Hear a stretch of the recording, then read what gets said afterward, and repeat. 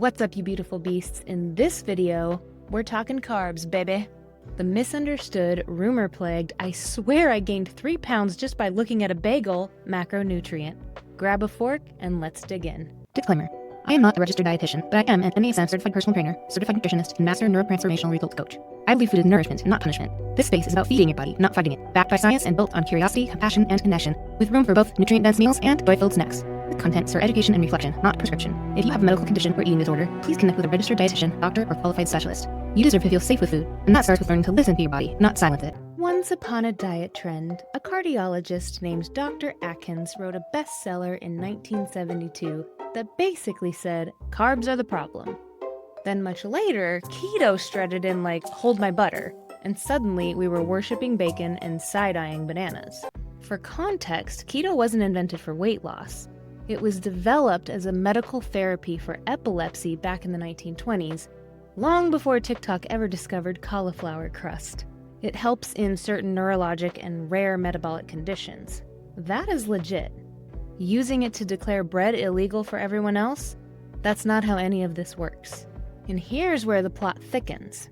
Headlines started screaming, "Cut carbs, lose weight fast!" And diet culture did what diet culture does. It grabbed the loudest promise and ran. The early weight drop felt like magic, so pasta got blamed for everything from belly fat to bad moods. But most of that quick weight loss was water leaving your glycogen tanks, not body fat disappearing into the sunset. Then, people ate carbs again, the glycogen refilled with water, and the scale bounced. Cue the pasta villain origin story. Fast results get clicks. Real health takes context. Carbs are fuel for brains and muscles, not moral failures in noodle form. If a plan only works as long as you fear a fruit, it's not a plan, it's a plot twist. What carbs actually do in your body? Okay, so carbs break down into glucose, which is your body's quick fuel. Your brain loves this stuff. When your brain gets a steady trickle of glucose, thinking, mood, and focus feel smoother. It's kind of like giving your brain a calm, steady Wi-Fi signal instead of hotspotting from a potato. Your muscles lean on carbs anytime you need speed or power. Walking up a hill, sprinting, carrying groceries all in one trip to prove a point. After you eat, your body stores some glucose as glycogen in muscles and the liver. Think of glycogen as your built-in battery pack that keeps you going between meals and helps you push through the workouts and recover afterwards. Fiber is a carb that your body does not fully digest, and it's a star. It feeds your gut microbes. They make helpful compounds that support healthy gut lining and can calm irritation in the body. In short, plant carbs are doing quiet maintenance while you live your life. Carbs also help you protect muscle. If you don't eat enough carbohydrate, your body might borrow building blocks from protein to make its own sugar. The liver and a bit of the kidneys take ingredients from 3 places: lactate from working muscles, glycerol from fat, and some amino acids from protein. The fancy name is gluconeogenesis. I love big words. The normal person name is make your own sugar plan. It's great as a backup between meals or on a tough day. If you run that backup every day, though, it can borrow from protein and make hard workouts feel harder. The generator works, you just don't want it running all the time. That being said, here's the technical truth that people hear and then misread. There are essential amino acids and essential fatty acids. There's no essential carbohydrate, which means carbs are technically the only non-essential macronutrient. That does not mean never eat them. It means your body can survive by making sugar in an emergency. But why live on the emergency plan when you can give your brain and muscles the fuel they actually prefer? I ate pasta and gained 3 pounds overnight. The water weight plot twist. If your weight jumps after a high-carb meal, you did not create 3 pounds of fat in one evening unless your dinner was a logistical miracle. What actually happened is simple physiology. Carbs restock glycogen in your muscles and your liver. And glycogen pulls in water like a sponge. On average, each gram of glycogen brings roughly 3 grams of water along for the ride. So if you refill about 400 grams of glycogen after a low-carb stretch, that can park around 1,200 grams of water. The total change is about 3.5 pounds. Now your scale's drama makes sense. Salt can also nudge the number, and so can the very normal weight of food still cruising through your digestive tract. None of that is fat. It's storage, hydration, and timing. Now, this is one reason the scale is one of the least useful daily data points. It's more like a weather report, not a lab result. It changes with water, sodium, workouts, hormones, and bathroom schedules. If you use it, look at trends over weeks, not the Tuesday spike after pasta night.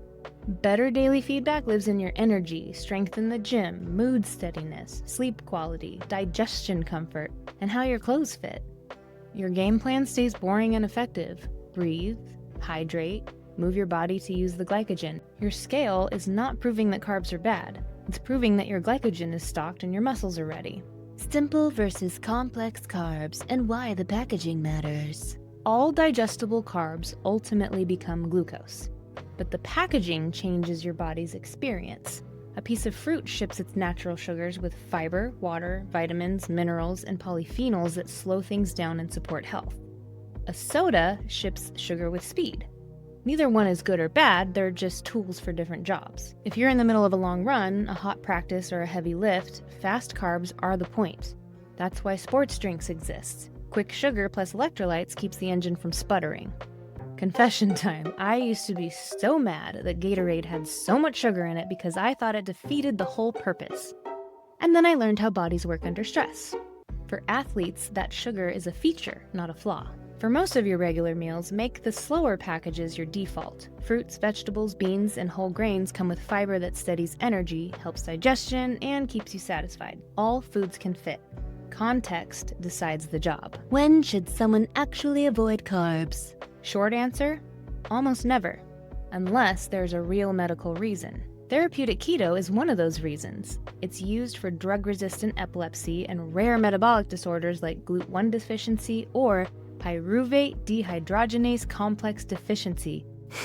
I did it. That is a medicine that looks like a menu, and it belongs under a doctor and registered dietitian with labs and follow-up. Diabetes is another place where a lower carb approach can help some people. That is precision tuning, not bread exile. If medications like insulin or sulfonylureas, I can never say the word, insert here, Sulfonylureas. are in the mix, you need clinician oversight so you're not chasing low blood sugars. During pregnancy, carbohydrate needs to go up, not down.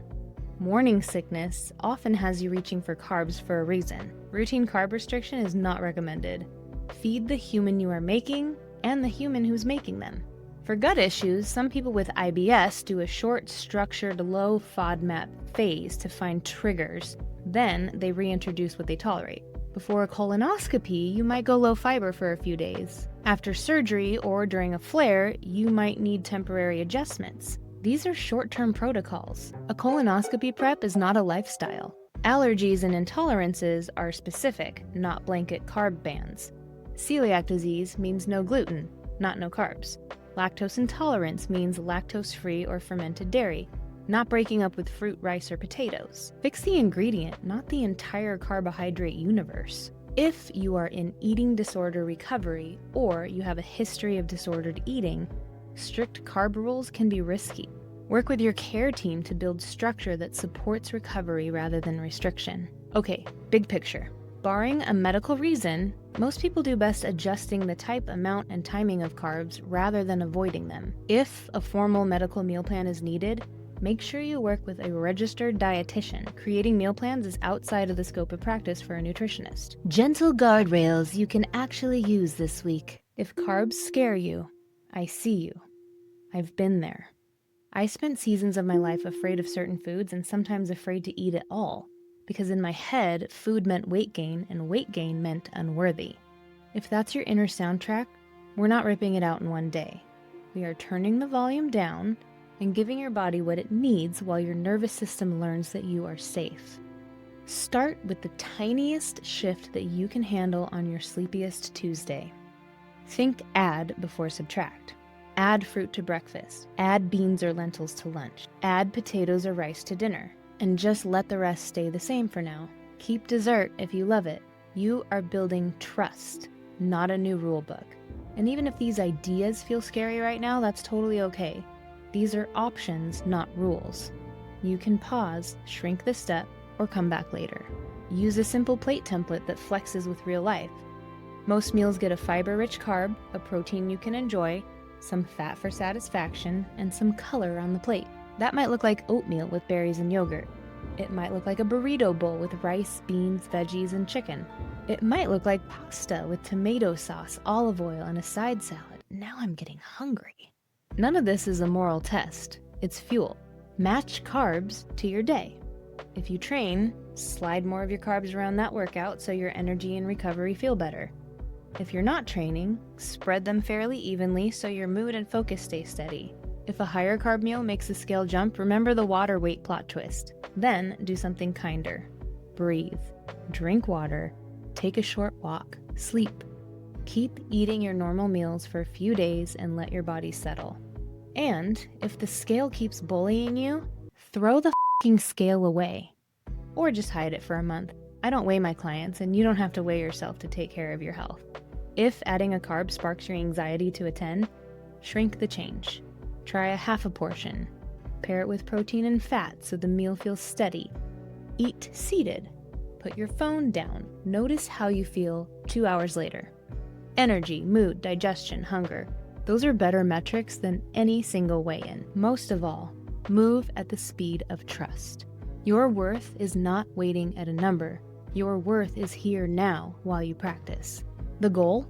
It's not perfection. The goal is a rhythm that feels lived in and kind to your brain, your body, and your life. The big picture. Carbs are not a moral test. They are fuel. Barring specific medical conditions, most people do best with a balance of mixed carbohydrates, proteins, and fats in the amounts that fit their life, their culture, and their preferences. You can be healthy eating rice. You can be healthy eating pasta. You can be healthy eating tortillas. Your plate should look like your life. Choose meals that make you feel steady and strong. Notice how your body responds. Keep what helps and let the rest go. Every time you choose fuel over fear, you practice self-trust. Step by step, that is how you unveil the beautiful beast within you.